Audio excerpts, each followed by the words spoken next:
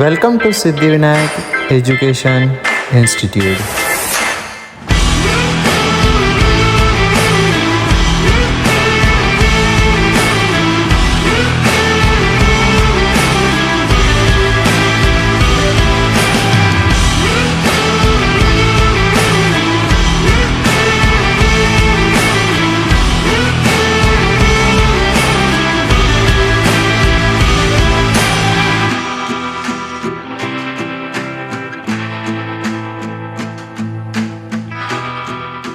Hey guys, my name is Malari.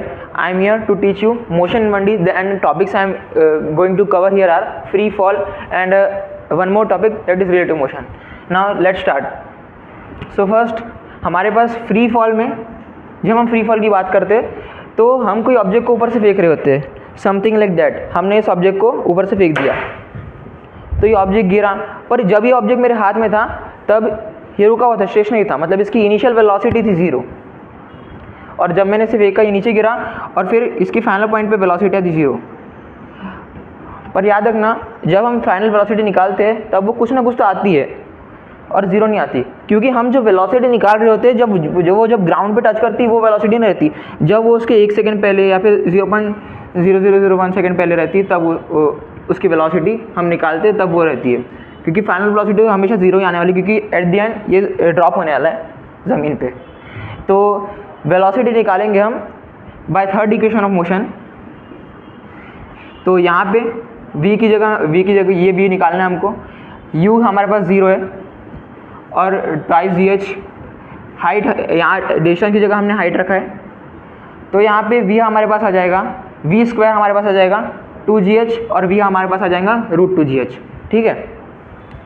Similarly यहाँ से अगर हम देखें तो हम ये ऊपर से जब ये नीचे गिरा तो टोटल टाइम, जिस टाइम में ये गिरा वो हम टाइम भी यहाँ पे निकाल सकते हैं.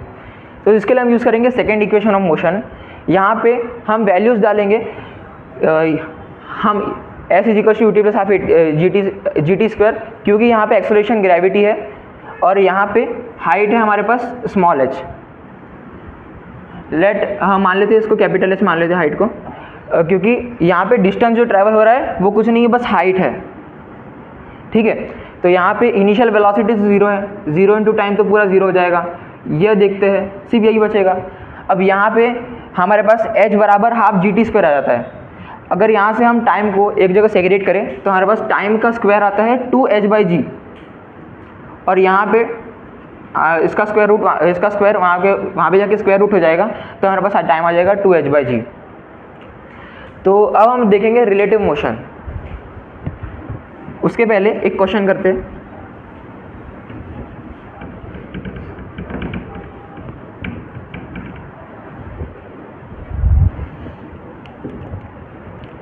सो क्वेश्चन ये है कि एक ऑब्जेक्ट गिर रहा है, फ्री फॉल हो रहा है ऑब्जेक्ट का. तो गाइस यहाँ पे कंसेप्ट की बात ये है कि जब आपको फ्री फॉल बोलेगा तो आपको हमेशा इनिशियल वेलोसिटी को 0 मीटर पर सेकेंड ऐसा कंसिडर करना है. ठीक है. और यहाँ पे बोलेगा कि ग्रेविटी तो हमको पता है कि -10 मीटर पर सेकेंड स्क्वायर है. वैसे 9.8 होती है, पर हम एजम्पशन के लिए 10 ले लेते हैं ताकि हमारा कैलकुलेशन उतना स्ट्रेस ना हो. तो ये सरफेस मान लेते हैं, ये जो जिस हाइट में मैं चढ़ के फेंक रहा हूँ ये ऑब्जेक्ट को, ये हाइट है 100 मीटर. ठीक है. अब ये मांगा है कि यहाँ इस क्वेश्चन में मांगा है कि फाइनल वेलोसिटी क्या होगी और टाइम, जिस टाइम में गिरेगा क्या होगा. ठीक है. तो इस देखते हैं. तो हमने ये फॉर्मूला पढ़ा था कि v = √2gh. ठीक है. अब यहाँ पे ऑब्जेक्ट नीचे गिर रहा है, तो ये ऑब्जेक्ट नीचे जा रहा है तो हम इसको नेगेटिव कंसिडर करेंगे. तो यहाँ पे h को हम -100 मानेंगे. ग्रेविटी तो हमको दी है कि -10 है, 10 मीटर पर सेकेंड स्क्वायर. ठीक है. सीधा यहाँ पे वैल्यूज पुट करते हैं तो हमारे पास क्या आ जाएगा, यहाँ से अंडर रूट में 2 × 10 × 100. ठीक है. अब ये 100 का 10 बाहर आ जाएगा. ठीक है. तो मैं यहाँ से 10 बाहर निकाल लेता हूँ इसका, 10 इंटू ये 10 को लिख सकता हूँ 2 × 5 × 2 है ना. तो ये 2 का 2 एज इट इज़, 10 को लिखा 2 × 5, ये 2 यहाँ से बाहर आ जाएगा, तो यहाँ पे 20√5 मेरी वेलोसिटी आ जाएगी।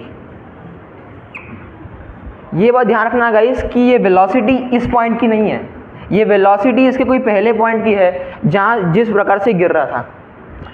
और जितने अब हमको टाइम फाइंड करना है, हम वेलोसिटी तो फाइंड कर चुके हैं 20√5 मीटर पर सेकेंड। अब हम टाइम फाइंड करेंगे जिसमें ये ऑब्जेक्ट यहाँ से नीचे गिरा, ठीक है। तो टाइम आ जाएगा हमारे पास √2h/g एज इट इज़। इसी केस में हम देखते हैं कि हाइट हमारे पास दी है -100।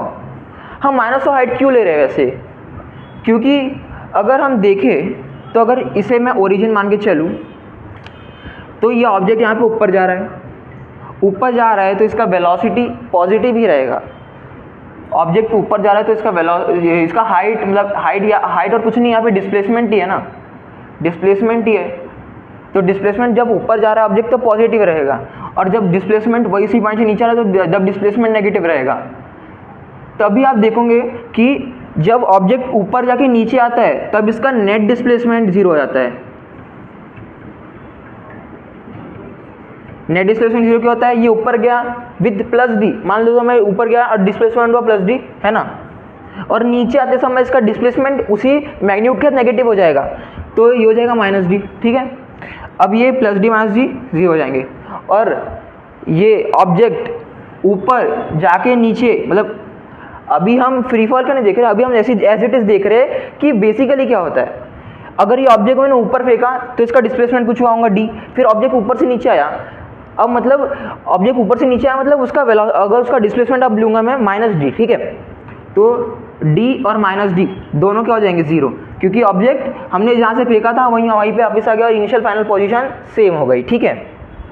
अब देखते हैं, अब हमको टाइम फाइंड करना है, तो टाइम बराबर क्या हो जाता है √2h/g। h भी नेगेटिव है, डिस्प्लेसमेंट नेगेटिव है -100, g भी नेगेटिव है, तो नेगेटिव कट हो जाएंगे, तो 2 × 100 हाइट हो जाएगी 100/10, ठीक है। अब ये 0 से 0 कट जाएगा, ठीक है, और ये टाइम आ जाएगा √20। 20 को लिख सकता हूँ 4 × 5, और 4 का 2 बाहर आ जाएगा, तो टाइम आ जाएगा मेरे पास 2√5 सेकेंड, ठीक है।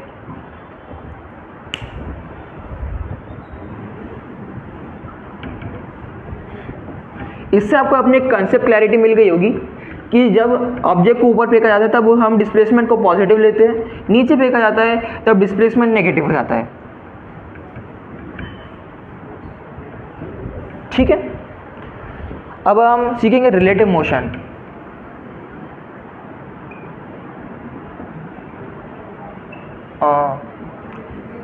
रिलेटिव मोशन बेसिकली अगर मान लो आप यहाँ पे खड़े हो, यहाँ पे एक कार चल रही है 10 मीटर पर सेकंड की स्पीड से, यहाँ दूसरी कार चल रही है 20 मीटर पर सेकंड की स्पीड से। आपके लिए ये ना relative motion basically frame of reference पे डिपेंड करता है कि आप कहाँ से देख रहे हो और किस नज़रिए से आप देख रहे हो, कौन से ऑब्जेक्ट पे आप हो। तो मैं आपको समझाता हूँ, अभी आपको एग्जाम्पल समझाता हूँ तो आपको समझेगा, ठीक है। मान लो ये ऑब्जेक्ट मेरा यहाँ पे है, तो इस ऑब्जेक्ट को ये जो कार A है और ये जो कार B है, इस ऑब्जेक्ट को ये कार A 10 मीटर पर सेकंड की स्पीड से दिखेगा और इस ऑब्जेक्ट को कार B 20 मीटर पर सेकंड की स्पीड से दिखेगा फ्रॉम ग्राउंड, ठीक है। ये ऑब्जेक्ट का पोजीशन है ग्राउंड, ठीक है। अब ये ऑब्जेक्ट का पोजीशन ग्राउंड है, तो मैं क्या करता हूँ, अब इसी ऑब्जेक्ट को मैं इस कार A पे बिठा देता हूँ और कार A दोनों मूव हो रहे हैं, है ना, दोनों मूव हो रहे कार्स। सो अब कार, तो ये मैन के जब ये मैन बाहर था तभी इसके रिस्पेक्ट में कार ये 10 मीटर पर सेकंड की स्पीड से चल रही थी और कार भी 20 मीटर पर सेकंड की स्पीड से चल रही थी। पर अगर ये ऑब्जेक्ट कार के अंदर बैठ गया, कार चलने लगी दोनों, तो ये ऑब्जेक्ट ए ऑब्जेक्ट बी को इस प्रकार से दिखेगा कि ऑब्जेक्ट बी 10 मीटर पर सेकंड की स्पीड से चल रही है। क्यों? क्योंकि ऑब्जेक्ट ए खुद 10 मीटर पर सेकंड की स्पीड से चल रहा था पहले और ऑब्जेक्ट बी 20 मीटर पर सेकंड की स्पीड से चल रहा था। तो हम इसे वेलोसिटी के रिस्पेक्ट में, रिलेटिव वेलोसिटी के रिस्पेक्ट में कैसे लिखेंगे वो देखते हैं। तो हमारे पास आ जाएगा वी बी ए, ठीक है। मान लेते हैं ऑब्जर्वर ए है, अगर मैं ए को ऑब्जर्वर मान लूँ तो हम इसे ऐसे डिनोट करते हैं कि v velocity of v with respect to A, ठीक है। तो ठीक है, तो यहाँ पे मेरे पास इसका आ जाता है V B minus V A, ठीक है। अब हम देखते हैं कि ये तो वेक्टर है ना, है कि नहीं, वेक्टर ना। अब हम क्या करता हूँ कि इसी में सीन चेंज कर देते हैं।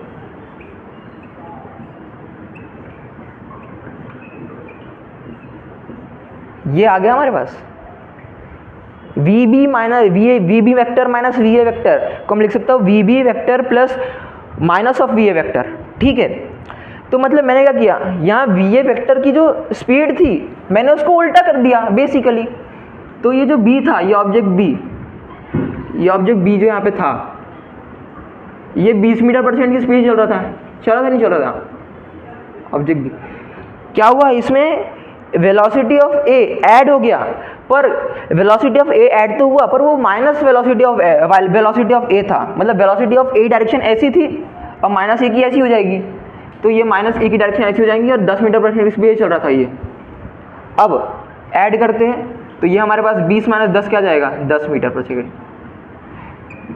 इसके पूरे कंक्लूड करके हमको ये पता चलता है कि अगर V velocity of B respect to A एक ऑब्जेक्ट है, जो एक कार है जो बी को देख रहा है, तो ए हुआ ऑब्जर्वर और हम इसे डिनोट करते हैं बी। जिसको देख रहा है वो बी, जो खुद ऑब्जर्वर है, जो खुद देख रहा है वो है ए। तो v velocity of b respect to a हमारे पास क्या जाएगा, velocity of b minus velocity of a, ये वेक्टर्स है।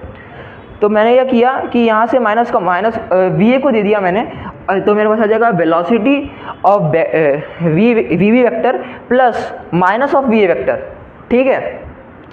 माइनस ऑफ va वेक्टर, मान लो va वेक्टर मेरा ऐसा था, तो ये माइनस ऑफ va वेक्टर मेरा ऐसा हो जाएगा, ठीक है। तो यही सीन है, b हमारे पास चल रहा था 20 मीटर पर सेकंड स्पीड से, 20 मीटर पर सेकंड आई कैप, ये हो जाएगा हमारा। अगर मैं वेलोसिटी वेक्टर के फॉर्म में इसे लिखूं तो मेरे पास आ जाएगा कि ये b चल रहा था 20 मीटर पर सेकंड की आई कैप से, 20 आई कैप माइनस 10 जे कैप, 10 आई कैप सॉरी, तो ये आ जाएगा मेरे पास 10 आई कैप।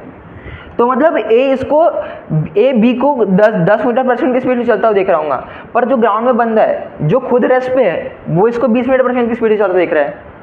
इसलिए ये फ्रेम ऑफ रेफरेंस पे डिपेंड करता है कि आप क्या देख रहे हो और आप किसके रिस्पेक्ट में देख रहे हो और क्या आप खुद ऑब्जर्वर हो, ये हमको बताता है वी बी ए, या फिर ये तो रिलेटिव वेलोसिटी है, फिर भी हम एक्सेलरेशन भी रिलेटिव निकाल सकते हैं। मानते ये 4 मीटर पर सेकंड स्क्वायर की वेलोसिटी चल रहा है, ये एक्सेलरेशन का चल रहा था, ये 2 मीटर पर सेकंड के स्क्वायर के साथ, तो इनका रिलेटिव एक्सेलरेशन का हो जाएगा ये माइनस ये, मतलब मेरे पास आ जाएगा 2 मीटर पर सेकंड स्क्वायर नेट एक्सेलरेशन। अगर मैं नेट एक्सेलरेशन ना लिख के लिखूँ बी ए, ठीक है, ये सीन आ जाएगा, ठीक है। और अगर इसी वेलोसिटी के फॉर्म में लिखूँ वेक्टर के फॉर्म में, तो मेरे पास आ जाएगा 2 आई कैब, ठीक है। तो यहाँ पे हमने बेसिकली क्या पढ़ा, लेट्स समराइज दिस। हमने बेसिकली पढ़ा कि जब हम ऑब्जेक्ट को फ्री फॉल करते हैं तो क्या क्या चीज़ें होती है, वेलोसिटी क्या होती है उस केस में टाइम क्या होता है जब ऑब्जेक्ट नीचे से फॉल हो रहा होगा, ऊपर से फॉल होगा ना नीचे, वो हमने फाइंड आउट करा।